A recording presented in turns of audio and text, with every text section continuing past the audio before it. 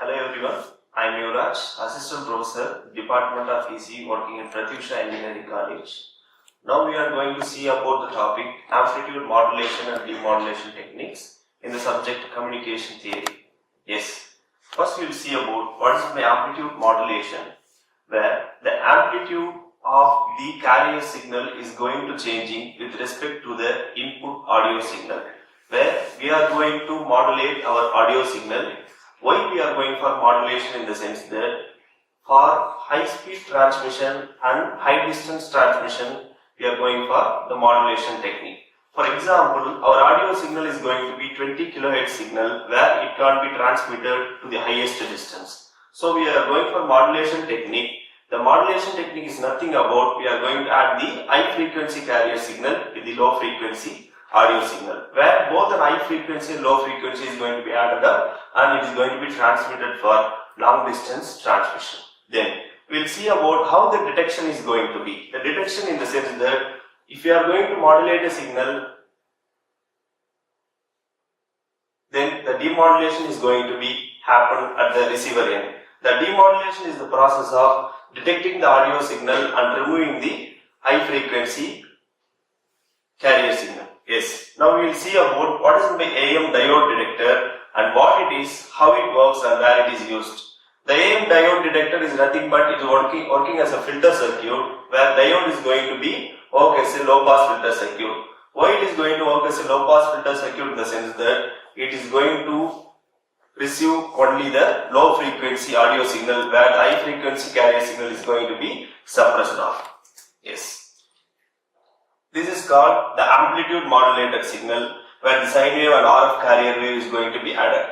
Here we are going to give the input. The input is going to be fed into the diode. Where complex broadcast circuits are there, we are using the simple detector diode, where the diode is going to act as a filter here and the capacitor is going to suppress the radio frequency elements. Where this is going to be the high frequency carrier signal.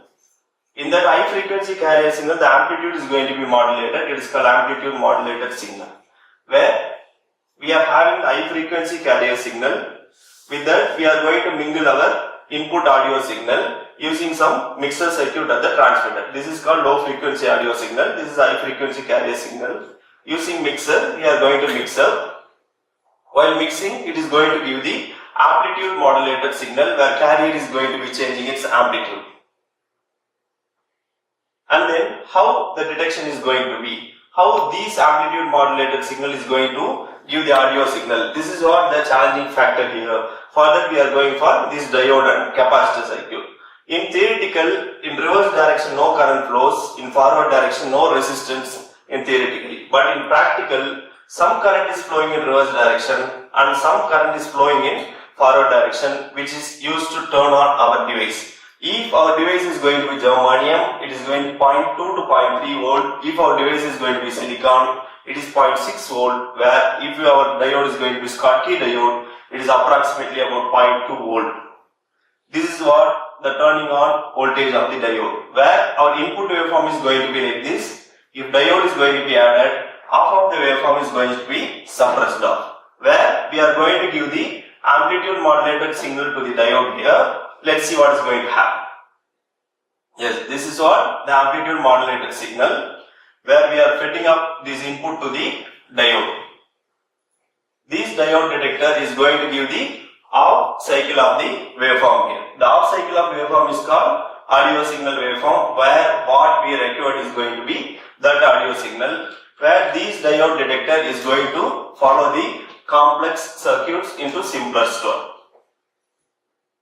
This capacitor is going to remove the radio frequency components, and there the audio is going to be recovered and we are going to take the audio as an output. Some disadvantages and advantages are there in diode detector.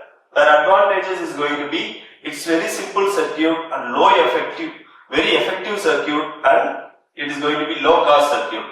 The disadvantages is going to be due to linearity, it is going to create some distortion.